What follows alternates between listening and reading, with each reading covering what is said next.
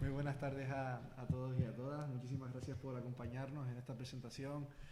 Entendemos que es una presentación importantísima. Estamos hablando de los resultados obtenidos durante un proceso participativo realizado en el marco del proyecto Derechos a tu Barrio. Entendemos perfectamente que el desarrollo urbanístico de cualquier municipio es relativamente interesante conocer de primera mano esas demandas, esas peticiones de todos los ciudadanos que viven en esos entornos, porque para nosotros el creer en este modelo estamos convencidos de ello, que es garantía de éxito. Por otro lado, también, por supuesto, de variantes como la perspectiva de género, que es fundamental hoy en día. Cualquier proyecto que se presenta a este ayuntamiento tiene que venir avalado por estas peticiones, por estas solicitudes, ya no solamente marcadas por los gobiernos nacionales, sino también por los gobiernos europeos e internacionales, y por tanto para nosotros es fundamental, pero sobre todo el que sean estos procesos participativos que nos hacen conocer de primera mano la realidad de los barrios y pueblos de este magnífico municipio de San Cristóbal de la Laguna. Yo, sin más, agradeciendo por supuesto a todas y cada una de las personas que han participado activamente en este proyecto. Le cedo la palabra a la directora de la Gerencia de Urbanismo, a Yaiza Pérez, y bueno, pues sin más le espero y deseo que lo que vaya a trasladarnos aquí sea beneficioso para el conjunto de este municipio de San Cristóbal de la Laguna. Gracias. Muchas gracias, buenas tardes a todos y a todas. Bueno, yo voy a hacer una pequeña introducción al trabajo que se va a exponer y el porqué de este trabajo que van a exponer el equipo de arquitectas, especialistas además en perspectiva de género, que nos ha ayudado y que nos está ayudando con todo este trabajo, ¿no? La campaña Derecho a tu Barrio se desarrolló en el marco de un trabajo específico su objetivo era una recogida de datos en todos los barrios de primera mano y por parte de los vecinos y las vecinas que lo habitan, para que contaran sus experiencias dentro de los barrios, qué necesidades, qué deficiencias, qué ventajas, qué desventajas tenían cada uno al habitar en sus barrios. A mí me gustaría destacar una cosa, y es que el trabajo evidentemente va precedido por la perspectiva de género. ¿Por qué? Porque la perspectiva de género es una materia que se configura de manera transversal, ya viene impuesta por normativa estatal, pero también por la propia ley del suelo. Los instrumentos de ordenación a la hora de elaborarlos o de hacer modificaciones menores tiene que abordar la perspectiva de género también, y nosotros no queremos que sea un mero trámite, algo que uno menciona de pasada para cubrir el expediente, para cubrir el trámite. Creíamos que el gobierno municipal y la gerencia de urbanismo apuesta por una recogida de datos y por conocer el terreno real de los barrios para después volcar todos esos datos y todo el diagnóstico que se puede hacer en la elaboración de esos instrumentos de ordenación. La perspectiva de género no solamente, principalmente, aborda la perspectiva de la mujer, ¿no?, pero también pone el foco en colectivos sociales, los colectivos sociales más vulnerables. Estamos hablando de personas mayores que viven solas, de la infancia, etcétera, ¿no? Entonces se pueden apreciar cuestiones como pues deficiencia de parques o espacios de juego y esparcimientos en determinados barrios, o déficit en el ancho de las aceras, etcétera, ¿no? Para que tengan una idea. Y bueno, es fundamental para la gerencia de urbanismo la recogida de datos, tener un banco de datos que se va a poner a disposición, ¿no?, de todo el ayuntamiento a la hora de abordar cualquier proyecto municipal que requiera un análisis y un diagnóstico de los barrios. Y bueno, y tienen la gentileza el equipo redactor de querer devolver toda esa participación que de forma altruista, nos ha brindado los vecinos con sus experiencias en los barrios. Y bueno, este acto aprovechamos el Día Mundial del Urbanismo para poder devolver pues un poco todo ese trabajo y establecer un espacio de feedback, ¿no?, con los vecinos y vecinas. Finalmente, a mí me gustaría reiterar el agradecimiento y el compromiso de Elena y Marta, las arquitectas que han hecho que están elaborando todo este trabajo. También nos están haciendo una guía metodológica para que nosotros seamos y los funcionarios de la gerencia puedan utilizarlo y ser más autónomos a la hora de elaborar los informes o los textos que abordan todas las cuestiones de perspectiva de género, ¿no? Y bueno, ellas son de raíz. Así que muchas gracias a ellas, pero también no quería antes acabar y darles la palabra a ellas para que ellas expliquen bien cómo se ha desarrollado todo este trabajo, sin hacer una especial mención de agradecimiento también al equipo, a los funcionarios que forman parte del servicio de planes de la Gerencia de Urbanismo. Elena Telles, aquí están con nosotros Elena Telles, jefa de sección, Ana Isabel, jefa de servicio, y Vicente González Colino. Y bueno, hay más compañeros que no han venido, pero sí me gustaría destacar como directora de la gerencia que me he encontrado con un equipo muy comprometido de funcionarios que sacan horas, cumplen horas del 200% de su jornada laboral, y porque tienen un compromiso y una vocación muy firme, no solamente con cuestiones de perspectiva de género, sino con todo lo que tiene que ver con el urbanismo sostenible y el nuevo urbanismo que queremos llevar a cabo. Así que desde aquí el agradecimiento más sincero y ya le cedo la palabra.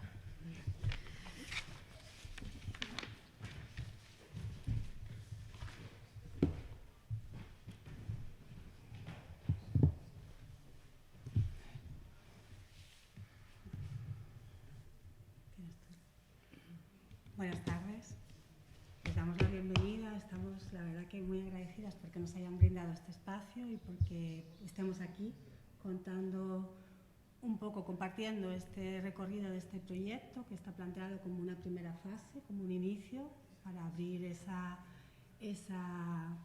puerta al conocimiento completo de cómo funciona el municipio y qué necesidades pueda tener, gracias al equipo del servicio de la Gerencia de Urbanismo que ha tenido esta iniciativa, pero también gracias a la participación que ha tenido todo el municipio. Pues nos vemos aquí con mucha ilusión, pudiendo devolver parte o un resumen más bien de todo el contenido. Es cierto que el contenido va a estar a disposición en algún momento, la gerencia se lo tiene ya todo resumido y totalmente completo, pero bueno, aquí venimos a hablar un poco de la experiencia que tuvimos, de cómo nos vimos metidas en este proyecto y de los resultados que hemos ido obteniendo.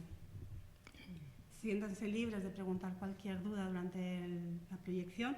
Es cierto que al final hemos reservado 15 minutos, vamos a intentar ser breves para no ocupar toda la tarde, pero sí hemos reservado como unos 15 minutitos que vamos a estar escudriñando el mapa georreferenciado que les vamos a traer al final. Y ahí podemos interaccionar con más preguntas, pero si quieren hacer algún tipo de pregunta, no se preocupen y puedan interrumpir. Gracias. Bueno, ya lo contaba ahora mismo la compañera, ¿no? A veces cuando pensamos en género, pensamos en mujeres y hombres. Nos parece muy importante aclarar como primer punto de quién hablamos cuando hablamos de urbanismo con perspectiva de género. No hablamos de otra cosa de incluir a todas las personas, que para todas las personas las decisiones que se tomen en el urbanismo sean buenas y les hagan la vida cotidiana más fácil y no más difícil. Iremos viéndola ahora un poquito más, no queremos entretenernos mucho, pero sí nos parece importante. No hablamos solo de mujeres, hablamos también de infancias, personas muy mayores, hablamos incluso de ecosistemas y flora y fauna, porque es un punto de vista que a nosotras nos gusta incorporar. Ya sabemos, la Agenda 2030 alinea perfectamente género con sostenibilidad no podemos dejar de lado cualquier forma de vida, porque todas son las que necesitamos cuidar y sostener para que un urbanismo o un municipio como el de La Laguna pueda ser un poquito más cuidador cada día, ¿no? Vamos a traer el concepto, ¿no?, que comentaba mi compañera, de lo que son grupos vulnerables, de cómo se puedan definir esos grupos a lo largo de toda la presentación, pero también queremos hacer hincapié de dónde ha puesto el foco esta mirada con perspectiva de género para el urbanismo concretamente. Cuando hablamos de urbanismo con perspectiva de género, nosotras decimos que no es neutro, y eso no viene a significar otra cosa que el espacio que nos rodea y cómo está diseñado y dispuesto nos va a condicionar, facilitando, imposibilitando o dificultando nuestras tareas diarias, nuestra vida cotidiana. Entonces vamos a centrar un poco el concepto de vida cotidiana que se maneja en urbanismo concretamente para poder tener un diálogo más fluido con ustedes. Entonces vamos a hacer uso de los gráficos de Hannah Arendt, que son bastante visibilizadores, porque nos llevan a comprender la envergadura de lo que la vida cotidiana viene a referir, ¿no? La vida cotidiana podemos dividirla en varias esferas: la esfera productiva, la esfera reproductiva, la esfera propia y la esfera comunitaria. No vienen a decir otra cosa que en nuestro día a día, o en nuestra semana, o en nuestro mes, tenemos que realizar ciertas tareas que van a cubrir todas estas esferas y que tiene que ser posible que al final del día no hayamos muerto. Es decir, que si tenemos que llevar a las infancias al cole, que si hay que recogerlas a una hora, que si tengo que ir a trabajar al otro lado de mi municipio o de otro municipio, que si tengo que hacer tareas administrativas, comprar el pan, hacer la compra, la comida, todos son parte de mi vida cotidiana fundamentales. Sin comer no sobrevivo, sin tener la ropa limpia no puedo terminar mi día correcto, y todas son de forma equilibrada, según el ideario de Hannah Arendt, del mismo tamaño, de forma equitativa y homogénea. Tengo que poder dedicar el mismo espacio a cuidarme a mí misma, como el de producir, ¿no?, el espacio de tareas productivas, como el de tarea de cuidar a otras personas, como el de participar de mi comunidad, como estamos haciendo hoy, ¿no? Estos espacios vienen muy relacionados con la movilidad y con el diseño del espacio en concreto, porque si yo no puedo tener una guagua a la hora determinada que me lleve a mi centro de trabajo después de haber dejado a mi hija en el cole, que pueda hacer la compra, mi vida se convierte en un calvario, básicamente. Entonces, ¿qué suele pasar? Por eso trae Hannah Arendt la realidad de esas esferas que están bastante descompensadas. Y no solo porque dediquemos más tiempo a la productividad, que también es cierto que dedicamos más horas, sino porque el hecho de movernos y de tener que hacer esos recorridos y esos desplazamientos por la dispersidad, los usos dispersos, por la imposibilidad de recorridos, de movilidades de apoyo, porque no puedo hacer la tarea de ir al centro de salud porque soy un señor mayor que tengo que salir de mi casa y en el recorrido no hay un banco, no hay sombra, no tengo acceso al agua y además no puedo comprarme una botella de agua para llegar, y si tengo necesidad de beber en mi recorrido. Si todo eso no está recogido a la hora de tomar decisiones en el diseño del espacio que nos afecta a todas, estamos imposibilitando la vida. Traemos también el metrominuto de La Laguna, y lo vamos a traer por dos razones. Una, porque esta base de datos se ha nutrido de todos los proyectos que están moviendo el municipio de La Laguna hacia el ideario de un municipio cuidador, que no es aquel que te propicia todas estas facilidades para tu vida cotidiana. Es un claro ejemplo el metrominuto cuando tú tienes claro que, como veremos adelante, si mi movilidad es peatonal, yo puedo hacer mis recorridos porque sé cuánto tiempo voy a tardar y qué me voy a encontrar por el camino si lo hago de forma peatonal, por ejemplo, ¿no? Recogiendo todas esas experiencias de cómo la ciudadanía hace su vida cotidiana, a dónde va, cómo va, a dónde puede ir, a dónde no puede ir, a dónde le es fácil llegar y a dónde no, aparte de que cómo viven normalmente, cómo es su vida cualquier día, recogiendo toda esa experiencia, podemos hacer que la gerencia de urbanismo tome mejores decisiones. Entonces, ¿cómo hacemos? Pues generando una base de datos. ¿Qué es una base de datos? Al final esto es un almacén de información, toda esa información se estructura y se relaciona entre sí para que la gerencia tenga a golpe de clic cómo realmente cada una de las personas que ha participado realiza su vida cotidiana. ¿Dónde hay problemas? En una ciudad, en un parque, en un barrio o en un pueblo. ¿Dónde se le está haciendo más difícil? ¿Dónde están las cosas que ya funcionan bien? Y eso va a hacer que la gerencia tenga en cuenta toda la información que necesita. Hay muchos datos ya online, las bases de datos, seguro que han escuchado hablar de Big Data, de en datos abiertos, casi todos los ayuntamientos, gobiernos e instituciones están ya haciendo grandes bases de datos online.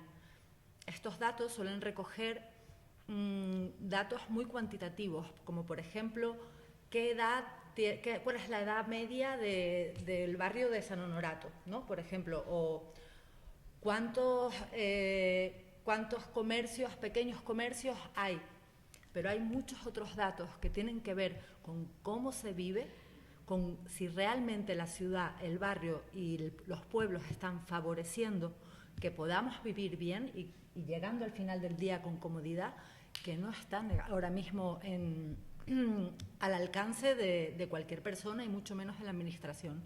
Entonces nos embarcamos en la tarea hace un año de emprender o de iniciar esta base de datos que hablara de una granulometría que no existía. ¿Y cómo le hicimos? Participándola. Era la única manera. Queríamos saber si en una casa había una persona muy mayor que no tenía familiares, que vivía en un tercer piso sin ascensor, y si al salir de su casa tenía una calle con una pendiente enorme y a más de 10 minutos no tenía una parada de guaguas.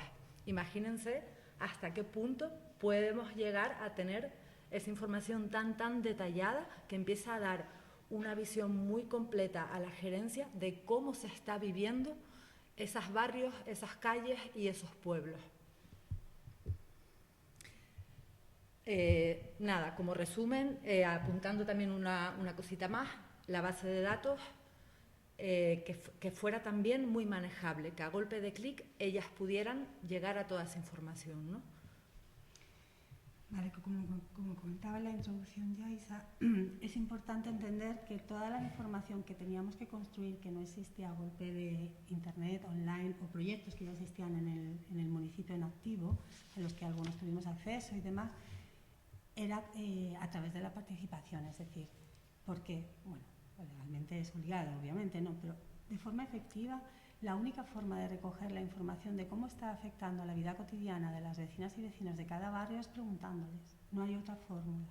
Teníamos que hacer llegar la información de qué es una vida cotidiana, qué necesidades existen en esos entornos, qué recursos pueden tener para facilitarse la vida y a partir de ahí trabajar en la recogida de toda esa información. Inicialmente el proyecto se embarca en un diseño concreto de la participación, es fundamental diseñarla y además ser flexible en el recorrido, ahora vamos a ver por qué, acotada en los 3 meses que teníamos para participar, acotada también por el hecho de que tenemos 6 distritos, que además tienen una idiosincrasia territorial y humana muy diversa y además,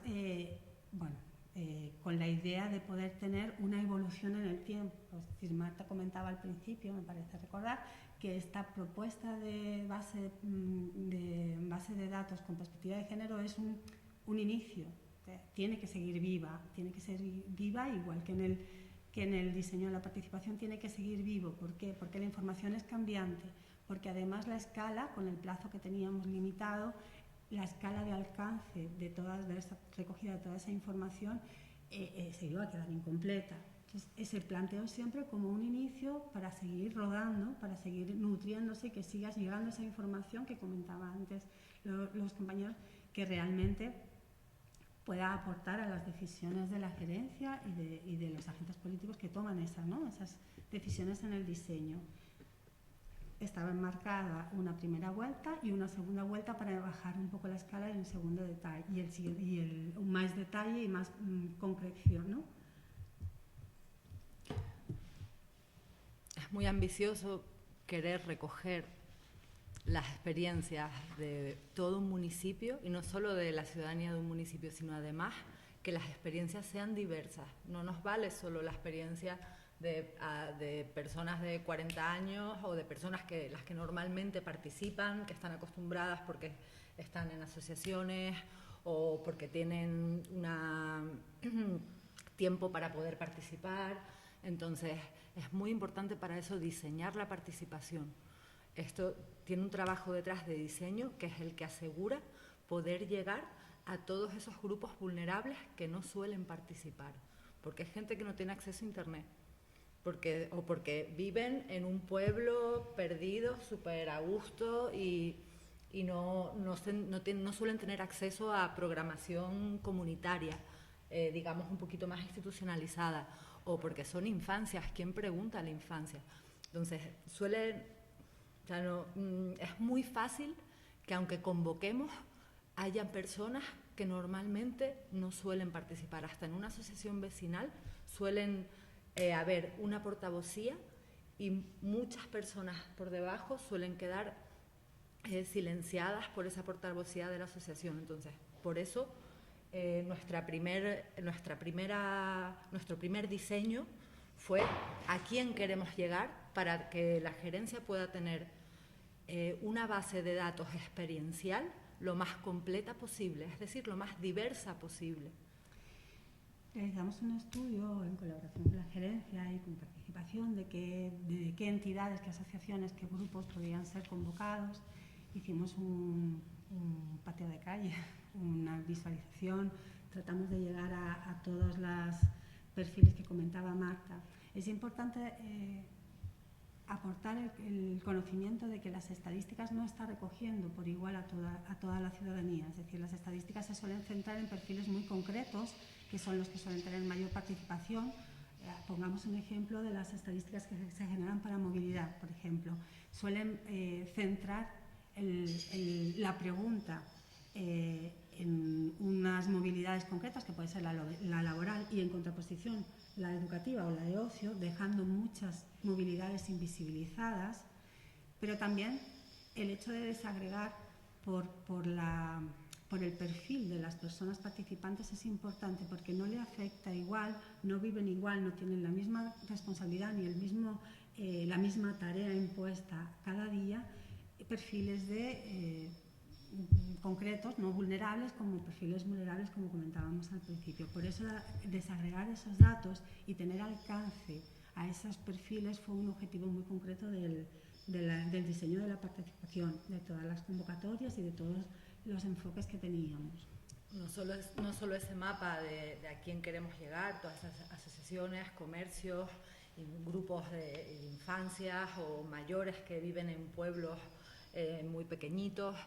También es muy importante y pusimos mucho esfuerzo en cómo llegábamos a esas personas por medio de la difusión. Ahí tuvimos en cuenta, por un lado, la brecha digital, es decir, vimos muy importante colgar carteles por la calle, o sea, fuimos a caminar los barrios y los pueblos, hasta Anaga nos fuimos a colgar papeles a los bares y a las paradas de guaguas, que es donde normalmente están, pues, son como esos lugares, ¿no?, claves. Aparte de toda la difusión online, también por supuesto, tanto en redes, por parte de la gerencia, correos electrónicos, nos metimos en los grupos de Facebook de los barrios y de los pueblos, que no sé si saben, ahí se mueve siempre muchísimo asociacionismo, son mundos donde hay mucha visibilidad, ¿no? Y luego, por otro lado, nos centramos, por un lado, en utilizar un lenguaje muy inclusivo y muy cuidado para que ninguna persona se sintiera incómoda para poder participar, y también, por otro lado, tuvimos muy en cuenta que todas las personas se pudieran sentir parte, porque no es lo mismo una persona que vive en Punta de Hidalgo, en su pueblo, tranquilamente, o en Tegueste, con tu huertita, que una persona que está viviendo en el centro de la laguna, que está yendo al teatro, que está yendo... Entonces, cada taller se convocó utilizando la palabra pueblo, barrio o ciudad, según perteneciera, y adaptamos cada taller presencial para que se sintieran parte del taller y no pareciera que veníamos, ¿no?, como del centro de la laguna a querer trasladar una participación de la que no formaran parte. Entonces, eso es muy importante, generar esa pertenencia de sabemos que estás en un pueblo, que no estás en una ciudad. Bueno, todo esto es importante para ir llegando poquito a poco a que las personas nos puedan dar la experiencia que necesitamos, ¿no?, para esta base de datos. Bueno, partimos de que nuestro diseño contaba con que la participación es un trabajo más, es una esfera de la vida cotidiana, y tratábamos de cuidarla, de tener ese pequeño espacio donde compartir un té, pero es algo que nos atravesó durante todo el proyecto y que creemos que hay que dedicarle un momentito de pausa de atención. Fueron todos los condicionantes que nos encontramos. Este proyecto arranca con muchísima ilusión y con un diseño muy elevado, muy ambicioso, ¿no?, incluso para poder llegar a un nivel de información importante, pero se encuentra de frente con que nos ubicábamos en plena pandemia. Originalmente parecía que la cosa estaba con un nivel de alarma bastante asumible, donde podíamos tener un contacto. De hecho, algún taller pudimos invitar a un té, cosa que rápidamente se convirtió en algo prohibido. Nos encontramos en mitad de una subida de nivel de alarma, donde simplemente se desconvocaron algunos de los talleres. Simplemente no pudimos tener esa presencialidad que parecía que iba a mover. Nos dimos cuenta que realmente la gente seguía teniendo mucho miedo. Sí que hubieron talleres interesantísimos donde pudimos compartir, pero hubieron talleres con una asistencia baja. Como comentaba Marta, pusimos cuidado en la territorialidad, es decir, planteábamos que cada distrito al menos tuviera 2 talleres en distinto centro ciudadano, que no estuvieran centralizados, sino que fuera algo que fuera acercándose a la población, pero la segunda vuelta directamente se desconvocó. No pudimos hacer esa parte de participación presencial porque estábamos en nivel de alerta máxima. ¿Qué tuvimos que hacer? Bueno, pues rediseñar todo el proceso participado sobre la marcha y introducir modificaciones en la ruta para poder seguir recabando información. En contraprestación, en esta situación sanitaria nos dimos cuenta que la gente se había acostumbrado a la virtualidad. No perdimos de vista en ningún momento la brecha digital. Sabemos que hay muchos perfiles que se quedaron fuera, que no pudimos tampoco generar ese sentimiento de pertenencia del proyecto porque no teníamos el contacto físico directo, pero asumimos que era una realidad que había que asumir, literalmente, y tuvimos que cambiar el sistema. Y entonces lo que hicimos fue sustituir la segunda vuelta, que nos hacía tanta ilusión y que además habíamos comprometido con algunas presentes en las primeras participaciones, complementarla con otras consultas concretas sobre la territorialidad y sobre perfiles concretos. La brecha digital la intentamos cubrir a través de un taller que queríamos hacer presencialmente en origen con las infancias en un entorno, en una plaza y tal. Tampoco pudo ser, con lo cual lo que hicimos fue redactar, colgar una consulta concretamente hacia la infancia y enviarla a todos los colegios de primaria del municipio para que participaran libremente. Se les invitó, se les convocó, de la misma manera que tratamos de llegar a ciertos colectivos que sabíamos que desde la primera parte no estaban participando y no estaban visibilizados. Tenemos que contar como condicionante que el plazo era limitado, que venía muy marcado por el COVID, pero también con las Navidades, con lo cual tuvimos también un par de sorpresas de fuertes lluvias que desprendieron cascos, ¿no?, piedras por el camino y tuvimos que nombrar un taller concretamente. Bueno, nos encontramos con varias realidades que tuvimos que suplir de alguna manera. A partir de ahora vamos a dividir toda esta participación en 3 bloques. Hay uno primero que fue una consulta online, formó parte de la primera vuelta. En esa primera vuelta nuestra intención no era saber en qué calle había un problema, sino saber cómo vive la gente. Lo que hablábamos antes de saber si hay perfiles de soledad no deseada que no pueden salir de casa, saber si van a pie, si van en coche. Bueno, fue, como ven aquí, no sé si se ve un poquito mal. Bueno, básicamente fueron más de 20 preguntas, tardaban una media de 15 minutos en responder, o sea, necesitábamos la máxima información posible y contestaron 221 personas.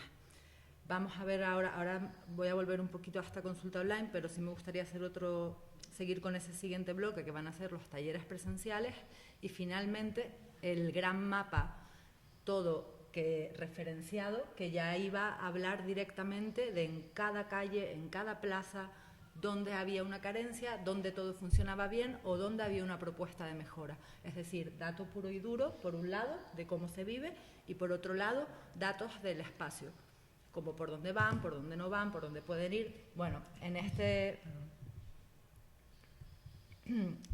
aquí vemos un poquito, estos quesitos representan quién participó con respecto a si son mujeres, hombres, vulnerables o no vulnerables, y vemos por un lado mucha participación de mujeres, lo que fue muy positivo. Si el azul son hombres no vulnerables, y los quesitos más chiquititos, como podemos ver, es ya un tema de diversidad funcional, diversidad sensorial. Sí, es verdad que costó llegar a esos perfiles más vulnerables en el sentido de la diversidad y la discapacidad. Sí nos sorprendió muy gratamente poder llegar a perfiles de hombres vulnerables, es decir, señoras muy mayores en casas y casi sin poder salir, o familias con perfiles de todos en paro. O sea, sacamos ahí datos sociales que, cruzados con cómo es el espacio y su barrio y su calle, ahí pueden salir información muy, muy interesante y muy valiosa para gerencia. En las consultas online fuimos bastante intensas, o sea, nos pusimos una meta alta y trabajamos también la idea de encontrar perfiles disidentes de género, por ejemplo. Intentamos llegar a abarcar algo más que el binomio hombre-mujer, sino llegar a más colectivos. En los talleres presenciales, como comentamos antes, se habían planificado 6. Encontramos que uno lo tuvimos que anular por inseguridad en el camino, por desprendimiento en Anaga, y se planificó para enero, que en enero ya no pudo hacerse, con lo cual eso fue un compromiso roto que nos duele en el alma, pero no lo pudimos hacer. Pero también por COVID, pero también se anuló otro porque estábamos en plenas Navidades y la asistencia fue nula. Había mucha gente que se había inscrito, pero al final llovía y bueno, estuvimos allí y no pudo hacerse. En el resto, sin embargo, sí tuvimos participación, en algunos poquita, en otros excesiva, con lo cual sí que es cierto que hay un desequilibrio en la información por territorio. Por eso seguimos insistiendo que esto es una base viva, o sea, hay que seguir indagando porque no puede ser solamente la información de las personas que participaron la que quede como prevalente. Es necesario llegar a minorías, es necesario seguir ahondando en otros colectivos y en otros perfiles. Pero bueno, fue una primera toma de contacto muy interesante. Cuando teníamos ya todos los datos de la consulta online y todos los datos de los talleres, simplemente lo que hicimos fue ver qué datos nos faltaban de todo nuestro diseño de participación, en el que sabíamos qué objetivos queríamos completar y qué información necesitábamos para generar esa base de datos para gerencia. Todos esos datos que faltaban los volcamos en la segunda vuelta. Eso fue simplemente una consulta online en la que las personas decían dónde, en el mapa directamente. Ese parque infantil no funciona porque no está iluminado, o esta calle tiene mucha pendiente, no puedo salir de mi casa. Entonces, al final, terminamos volcando en todo lo recogido en estos mapas georreferenciados, terminamos volcando también toda la información de los talleres, y es el mapa que les vamos a presentar al final. Igualmente, aquí ya directamente, en los mapas georreferenciados, en estos quesitos de quién participó, directamente ya dividimos simplemente entre grupo vulnerable y grupo no vulnerable. Entendemos que los vulnerables son los que nos interesan, porque son los que lo tienen peor para poder hacer su vida cotidiana y son quienes no suelen participar. Así que por ese lado estamos contentas, porque vemos que la mayoría, que es el violeta, es grupo vulnerable. De nuevo, tuvimos muy poquita participación, nos siguió siendo muy complicado incluso en esta segunda vuelta llegar a personas con diversidad funcional, sensorial o discapacidad, que también es importante, contar a qué grupos nos costó más llegar. Esta imagen resumen, o sea, lo que está contando Marta es que Grupos Vulnerables está acogiendo a todas las personas a las que sí dimos alcance con una vulnerabilidad o más de una presente como para formar parte de este grupo.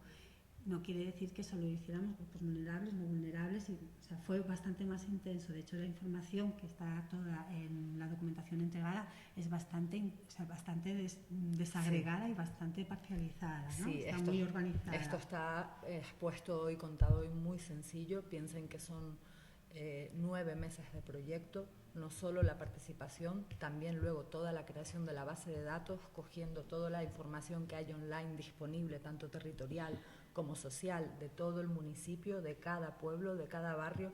Es decir, estamos haciendo un esfuerzo por ser amenas y no, porque si no podemos estar aquí toda la tarde hablando a detalle.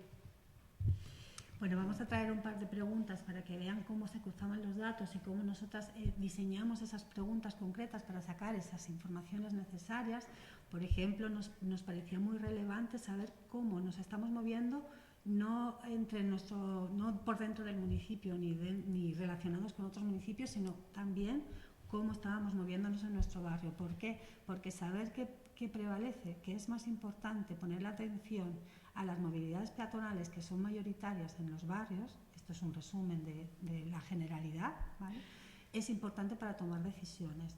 Lo mismo, saber qué está pasando dentro de cada hogar, es decir, cómo se está cuidando, cómo se está viviendo esa responsabilidad, esa dependencia dentro de los hogares, porque es un hándicap, es una interseccionalidad que nos va a componer dentro del grupo vulnerable o no. Es decir, si yo tengo que cuidarme a mí, a mis dependientes, a mis hijas, mis hijos, mis adultas, mi persona con una diversidad de referencia, no voy a tenerlo tan fácil en el día a día como una persona que se mueve en su propia disposición, con su propia disponibilidad y disposición.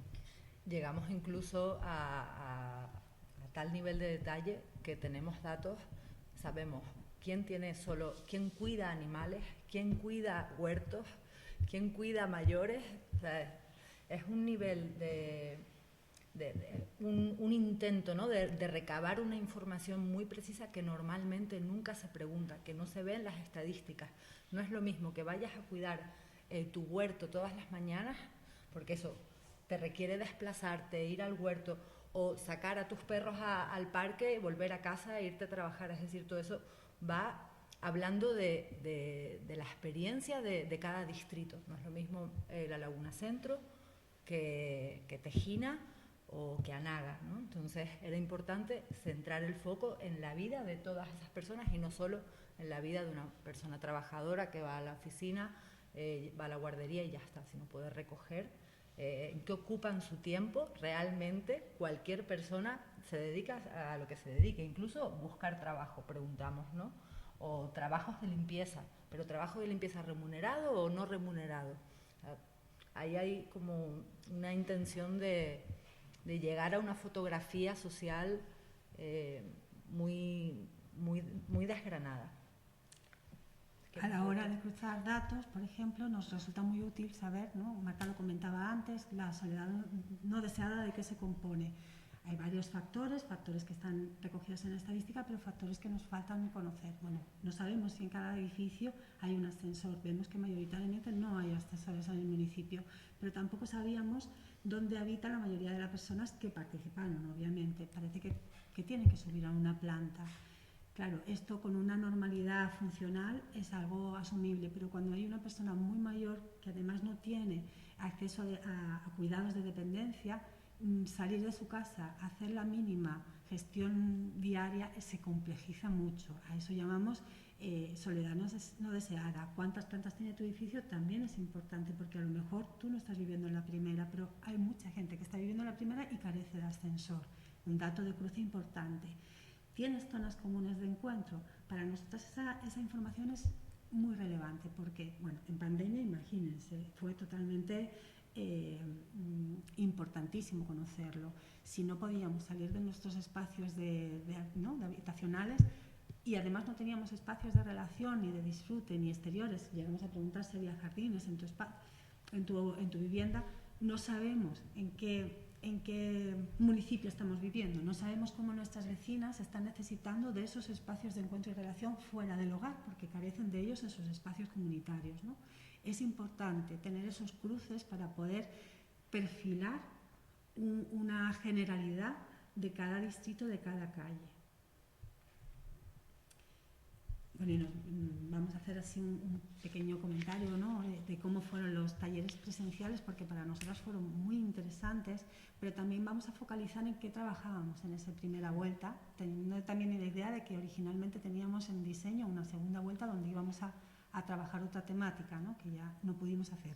En un principio nos centramos en la cotidianidad. Queríamos familiarizar a la ciudadanía, a las vecinas, a los vecinos, con esos recursos que tienen disponibles o no en su entorno, y también queríamos hacer ver que son ellas, ¿no?, esas personas son las expertas de su territorio, que yo no puedo llegar por mucho conocimiento técnico, por mucha especialidad en perspectiva de género, a decirles cómo tienen que vivir su día a día y cómo lo padecen en el espacio público, en el entorno que nos rodea. Por lo tanto, realizamos un trabajo de recorrido cotidiano de cómo gestiono mi vida día a día en mi barrio, y además lo ven en los mapitas que estamos viendo, cómo trabajaban entre ellas, con la diversidad de las personas que participaban, bueno, y además la situación mascarilla y demás, y tensión. Pero sobre todo vemos que a lo largo de esos recorridos surgieron problemas de inseguridad, surgieron problemas de funcionalidad del espacio, problemas en la peatonalidad, surgieron propuestas, surgieron debates y encuentros entre las personas participantes muy interesantes, donde de repente ponían de relieve un proyecto que en una sección del barrio tenía muy claro y muy definido porque iba a ser un desarrollo, porque era algo interesante para esa asociación, para esa parte participante, y encontraron la contraprestación de gente que decía, no, es que a mí eso no me vale porque me está masificando el barrio, porque me está generando problemáticas, con lo cual fueron diálogos muy nutritivos, que era realmente lo que buscábamos, hacerles ver y conocer que son ellas, esas personas, las que tienen todo lo que decir de esa información, pero además llevar la idea de lo que es la vida cotidiana, de las necesidades que realmente tenemos en el día a día, porque a veces es muy complejo intervenir en el espacio público si no estás centrada en dónde poner el foco, ¿no? Si yo tengo que formar parte de las decisiones de gerencia a la hora de participar en su diseño, ¿qué es lo fundamental que tengo que aportar? Mis necesidades de mi experiencia cotidiana. De eso trataban esos talleres. Y la verdad que, aunque fueron, es cierto, complicados, fueron también bastante reveladores. Bueno, finalmente, con la segunda vuelta de participación ya se preguntó concretamente en qué calle, en qué barrio, en qué plaza, en qué parque, cuál vas, cuál usas, lo usas, por qué no lo usas, qué problemas tiene, te sientes seguro, no te sientes segura. Y empezamos a generar este gran mapa de todo el municipio, que va a estar esperemos que, es probable que va a estar muy pronto,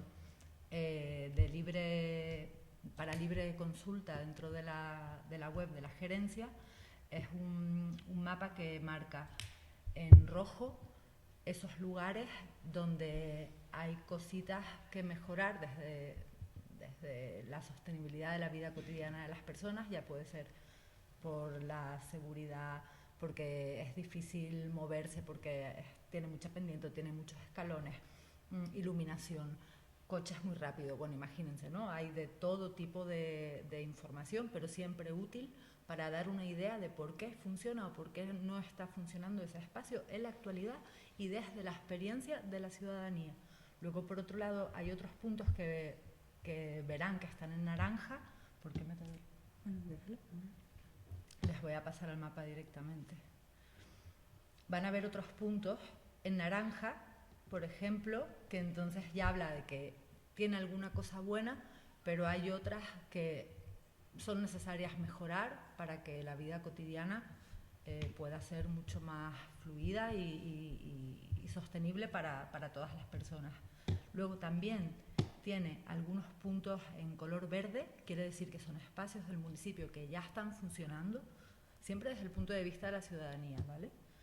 Y desde el punto de vista de las personas que participaron. Y lo que decía Elena, esto según se vaya consultando en el tiempo, un espacio que ahora mismo está maravilloso y funciona muy bien, a lo mejor dentro de 3 años pues no funciona porque le han puesto, yo qué sé, un centro comercial al lado, no lo sé. Bueno, pero que vean que es algo que fue la fotografía de ese momento, ¿no?, en el que se participó eso.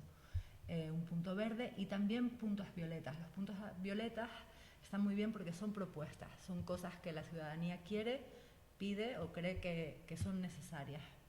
Entonces cualquier persona clica en cualquiera de estos puntitos y nos encontramos, bueno, voy a clicar uno que dé un poquito más de información, que nos encontramos el nombre, la calle, o si es una plaza o si es un parque, donde pertenece, qué es lo que se está describiendo. Por ejemplo, esto es en Valleguerra, una calle en Valleguerra, dice que no, que esa persona dice que es el pueblo entero y que en el pueblo la inseguridad se reconoce en las calles con mala iluminación y en mal estado. Nosotras luego aparte usamos varios indicadores. ¿Qué son los indicadores? Los indicadores nos sirven son como unos conceptos que nos ayudan a indicar si algo funciona o no funciona. En este caso usamos indicadores que tienen que ver con el género en el urbanismo. Por ejemplo, en este caso la percepción de inseguridad, pusimos valores muy sencillos para que fuera sencillo para todo el mundo poder ver si ese punto, esa calle, ese pueblo estaba funcionando o no funcionando. El 1 es que no está funcionando y el 3 es que sí está todo bien. Entonces, si en esta calle tiene mala iluminación y está en mal estado, la percepción de inseguridad tiene un valor 1. Quiere decir que hay que hacer mejoras, ¿no? Peatonal, 1, también, ¿por qué? Por eso, calles en mal estado, poco iluminado, pues es complicado de caminar, ¿no? Y entonces así se va configurando todo este mapa que va recogiendo toda esa participación a golpe de clic, fácil para la gerencia, fácil para la ciudadanía y fácil incluso para nosotras a día de hoy poder recordar todo esto que participamos. Es importante tener en cuenta que se recoge la participación de todas las personas que estuvieron, con lo cual hay carencias, pero también hay resúmenes, es decir, ha habido veces que ha habido una percepción diferente del concepto, ¿no?, del espacio. ¿Por qué? Porque no todas las personas vivimos igual la inseguridad en el espacio, no todas además tenemos el conocimiento o tenemos la percepción de que una mala iluminación, el hecho de que la calle esté sucia, el hecho de que no haya agua en la calle, ¿no?, para beber, el hecho de que no haya bancos, sombras, nos afecta por igual. Yo puedo caminar de aquí a 8 kilómetros sin necesidad de sentarme, otra persona no va a tener esa misma realidad. Es importante reconocer esto, que es un cruce de toda esa información, está recogida lo mejor que hemos podido contrastarla, pero que al estar viva tiene que seguir mejorando. Por ejemplo, un ejemplo muy claro, hay una zona concreta próxima al casco histórico que todo el mundo revelaba que había zonas de encuentro y relación muy, muy satisfactorias, pero la gran mayoría de las personas que tenían que ir con carrito o que iban con niñas y niños veían imposible desde sus zonas, ¿no?, residenciales acceder a esos sitios porque básicamente no había aceras seguras. Una acera segura puede ser simplemente que no esté en buen estado, una acera insegura, ¿no?, porque yo no puedo ir con mi silla de ruedas, con el carrito de bebé, con la compra, con la niña, con usted. Esas percepciones están recogidas. ¿Por qué? Porque a la hora de tomar decisión en ese barrio de lo que voy a implementar en este proyecto de este curso, pues bueno, hay que poner el foco a lo mejor ahí, que hay que ampliar aceras, que no es tan importante poner paradas de guagua, sino más aceras y mejores, menos coches, la inseguridad. La percepción de inseguridad, por ejemplo, nos pareció muy relevante en todo el municipio, que venía disparada por el uso del vehículo, sí. Cómo estaba absorbiendo todo el espacio público, cómo se manejaba, cómo se mal aparcaba, cómo interactúa la velocidad que lleva, ¿no?, con esas pendientes, con esas faltas de visibilización informal, donde pasa lo que pasa y nadie sabe qué está pasando en esa vía, entonces yo vivo ahí y no puedo salir porque me atropellan, ¿no? Toda esa información fue muy relevante, muy reveladora. Y se recoge en este mapa. Es una fórmula de tener conocimiento de, oye, ¿qué está pasando en esta plaza?, ¿no? Había plazas concretas donde el hecho de que no hubiera una buena iluminación evitaba el uso y generaba un problema de droga, de gestión de droga, ¿no?, de acceso a la droga bastante contundente. Problemas de animales, por ejemplo. era una información recurrente el hecho de que las calles tenían, pues estaban insalubres por el hecho de que había defecado un perro, etcétera. Bueno, esa es una lectura. Otra lectura es que no hay espacios determinados y preparados para toda la cantidad de animales domésticos que sí hay en el municipio. Entonces, una de nuestras preguntas era, ¿no?, lo que comentaba Marta, ¿hay animales conviviendo contigo? Porque si es relevante, hay que incorporarlo en esa decisión. Para buscar civismo, es cierto, ¿no?, que hay que poner remedios siempre, ¿no?, y espacios de... Una anécdota muy importante, que creo que es muy reveladora, perdón, es en un barrio en concreto nos comentaban las mujeres asistentes a esa participación presencial que les faltaban espacios de encuentro y relación. Entonces, hablando, ¿no?, en el momento más distendido, comentaban, es que ellos se reúnen en el bar, pero nosotros no tenemos donde reunirnos. Eso es muy importante, es una información muy importante, porque es cierto que hay bares a patadas, pero los bares los ocupan ciertos perfiles. Las mujeres no se asocian en espacios incluso asamblearios, porque también los cogen por travesías de perfiles duros con los que no se encuentran seguras, ¿no?, en el asociacionismo. Por lo tanto, el hecho de tener espacios de encuentro y relación, por ejemplo, en la Plaza del Adelantado comentaban que hay bancos, pero están muy dispersos, con lo cual no se pueden sentar a reunirse. Comentarios así que son interesantes tenerlos en la mesa a la hora de saber qué le pasa a ese espacio, ¿no? Sí. También completar un poquito que tuvimos mucho cuidado en darle espacio que merece también a la flora, ¿no? Tenemos un solo apartado que se llama Flora y otras especies, donde se puede directamente clicar, donde para las vecinas, para la ciudadanía era importante que se tuviera, que había flora en mal estado o flora que había que cuidar, arbolado o propuestas de espacios donde ellas pedían más zonas verdes, ¿no? ¿Por qué? ¿Por qué le doy el espacio ahora a esto? Porque a veces la perspectiva de género nos centramos mucho en el perfil de las personas, de cómo vive cada una, cómo hace su vida, pero también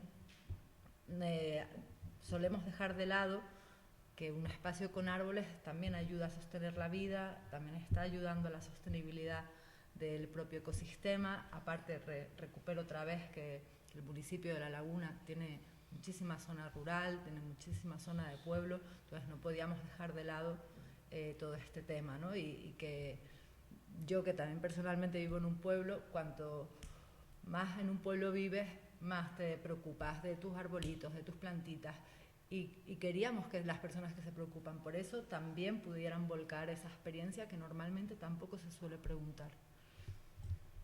Bueno, yo creo que ya llegamos al final, esperemos no haber sido muy Sí que, por ejemplo, una proposición que salió en varios talleres presenciales que podemos comentar ahora es un buzón de sugerencias. Bueno, nosotros comentamos que existe ese buzón de sugerencias, pero parece que no es accesible porque era una solicitud que generaba. Bueno, es una vía. Nosotras vemos que este mapa tiene mucho que ver con un buzón de sugerencias, ¿no? Realmente es percepciones cruzadas con una cualidad y trasladadas a un valor cuantitativo para poder tener esa información siempre sobre la mesa. Les agradecemos la atención y muchísimas gracias por haber venido.